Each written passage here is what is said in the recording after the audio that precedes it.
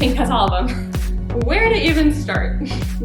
This is my big basket of samples for my current products that are in production.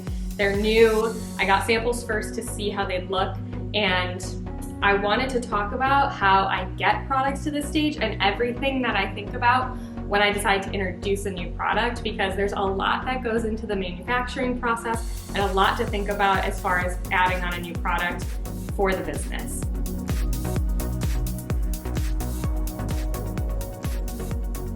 I've built my whole business around designing artwork that I then print on products. I started out with just selling stickers, art prints, really simple products, and then I've gotten into a lot more complicated products like a paint by numbers or accessories like this clear concert bag, or even more intensive with packaging design, these ring dishes. So these are some things that I have in the works right now. And I had a lot of questions in my head before I decided to move forward with a product. Probably number one is, can I actually provide the work that is necessary to make the product? Like, how intensive will the file setup be? Are my existing files good to go, or do I need to modify them? Is there someone who can help me with that?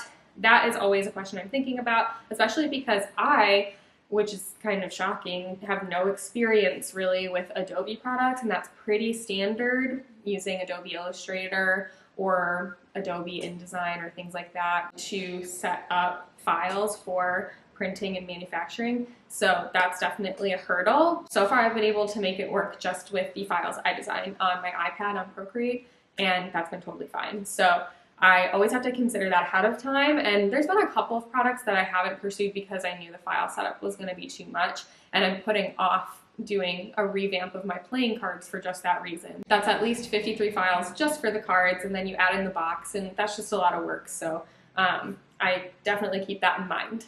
It's also important in the same vein to consider like what types of designs should go on those products. So for the paint by numbers, for example, I wasn't going to do all 12 of my core patterns, so I had to pick and choose which ones I wanted. Similarly with like drink koozies, that's going to be different than what my planners are going to have. Like Wildflower Bunch, I don't think is perfect for a drink koozie because it isn't continuous around the whole thing. Although, feel free to disagree with me, and if I hear an outcry for a Wildflower Bunch drink koozie, then I'll do it. But that's something I always keep in mind. For example, our ring dishes, we have run into a lot of issues with them as far as what colors come out well on the ceramic. And also, I didn't want to do all 12 patterns, like I said. I also don't do a lot of gold foil on my products, but I thought that a gold ceramic glaze would look really beautiful on the ring dishes, so I kind of deviated from my normal patterns and included several gold options. So that was different for this product than my others. Something else to keep in mind is the print method that you're going to use and the material that you're printing on when it comes to making new products, especially if you do something like I do, where you have artwork that you want translated onto different items. So one thing I'm working on are some wood kitchen items. I'm actually not pursuing this sort of cheese board style one, but I do have bowls and trays that I'm working on, so excited for that. But this is a different print method than, say, a tea towel. And there's also different ways to print a tea towel. There's like screen printing, digital printing, and all kinds of different types of each of those. There's also sublimation. So you have to keep that in mind, especially when you're trying to match colors across products, which is a huge issue for me. So when choosing which files I want to pursue on a different item, I keep in mind, will it show up? And I mean, back to the ring dishes again, this blue color showed up really well on our ring dishes, but Sunny Poppies, when I sampled it, did not turn out well at all because the red color on the ceramics just doesn't really translate very well. And you can see here, this is more what Sunny Poppies is supposed to look like, and this was the sample we got. So I had to nix this one. So definitely a consideration is what type of product and what type of material you're printing on, especially if you're like me and you have different products with the same artwork. So I have to pick and choose sometimes. So this gets more into the nitty-gritty of the actual product ordering process. Something new I'm working on are my color in spirals. There's a daily planner version and a meeting notes version. So I had to consider when I was pursuing these whether or not I was willing to commit to the minimum order quantity that was available.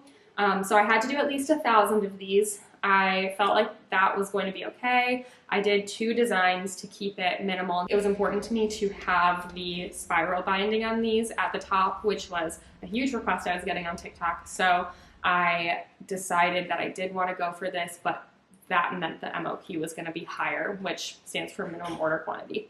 And so I really had to think about that. And if you watch my product flops video, then you know that the minimum order quantity being in the thousands has been an Achilles heel for me. So fingers crossed it's different this time. I have many reasons to believe it will be. But that's definitely something to consider, is what will be the minimum for this, and then also what will be the minimum per design. Because if I'm doing, for example, tea towels, the minimum per design is like 100 for me, but if I want to put in an order, I have to order at least 1,000. So sometimes I'll order 500 of one and then maybe 100 of 5 more patterns. But I do have to meet that minimum per design and that minimum for the item overall as well. And sometimes the minimum for the item overall will also be the minimum per design, which can be a little bit tricky since that usually bumps it up to be a higher number overall. I have a lot of different artworks that I try to print on all my products. So if I'm going to do 12 different products and the minimum per design was 1,000, that would be 12,000 units of something, which is pretty high for my business. So that would probably be a deal breaker, and it's something that you want to ask up front when talking with a manufacturer, because they might just not be the right fit for you if their minimums are too high, whether it be per design or for the item overall.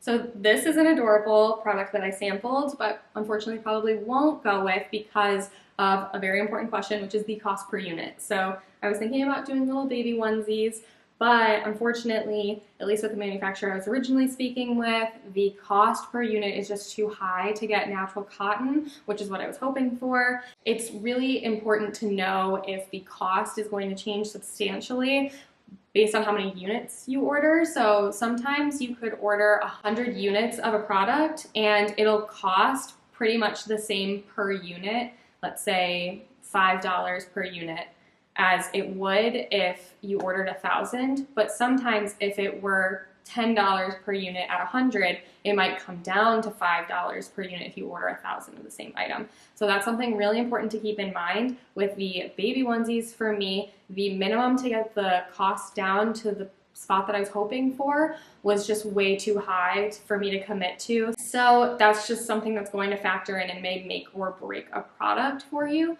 And also, if you are going with a product, there might be a big incentive to order many more if you think that, you know, you can store them and you can put up the resources up front for that quantity. It may bring the cost down so substantially that there's a huge incentive to just order more up front.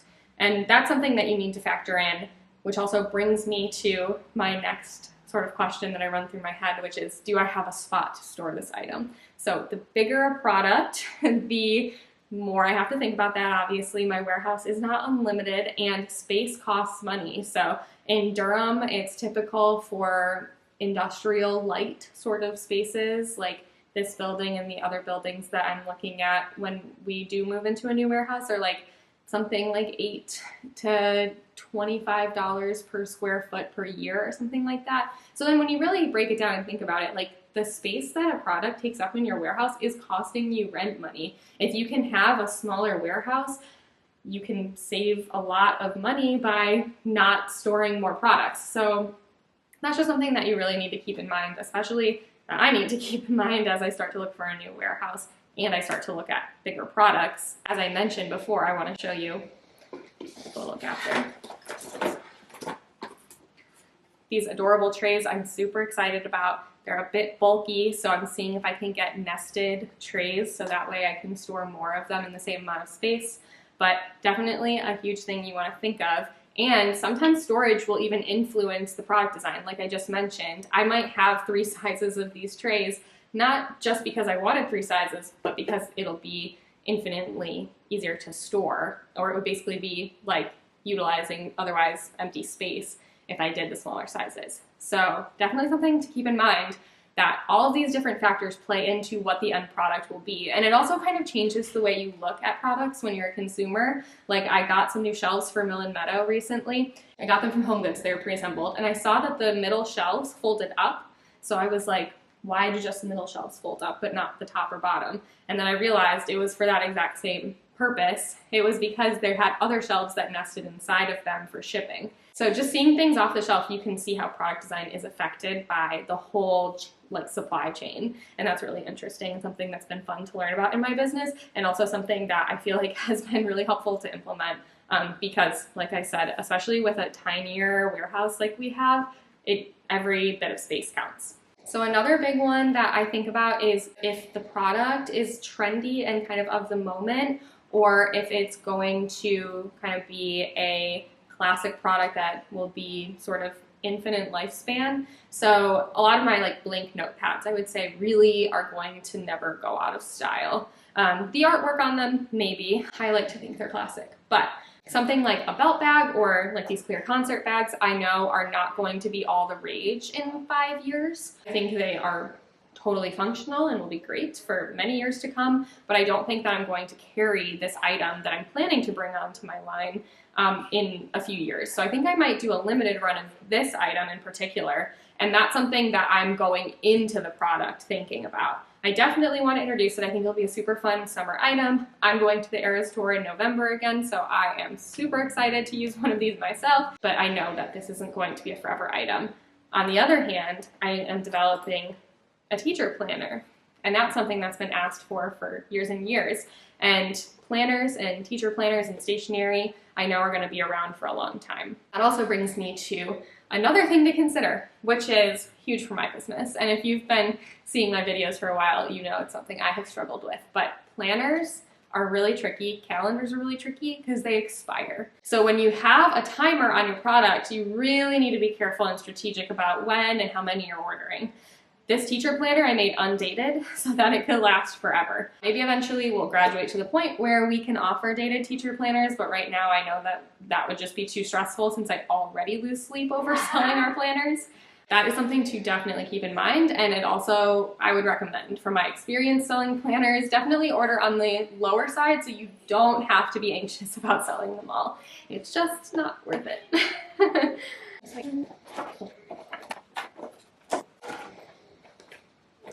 Something I almost always forget to think about when I'm developing a product is packaging. If you can have a product come packaged, that is going to be huge, especially if you do a lot of products like I do. If you have one product that you really specialize in, then I think it's probably easier to get into the nitty-gritty of that. But if you can get a product made and packaged and shipped directly to you, it'll save a lot of headaches later on. This isn't really a sort of box that would be easy for me to just find online and order. So I had to have this box custom made, and thankfully the factory that I worked with was able to do that for us and is shipping these ring dishes when we ultimately get them to us packaged, which again, when you order thousands of them, it saves a lot of time. And thankfully I do have a ton of help, but I just can't imagine sitting down and packaging 1,000 of these in these boxes.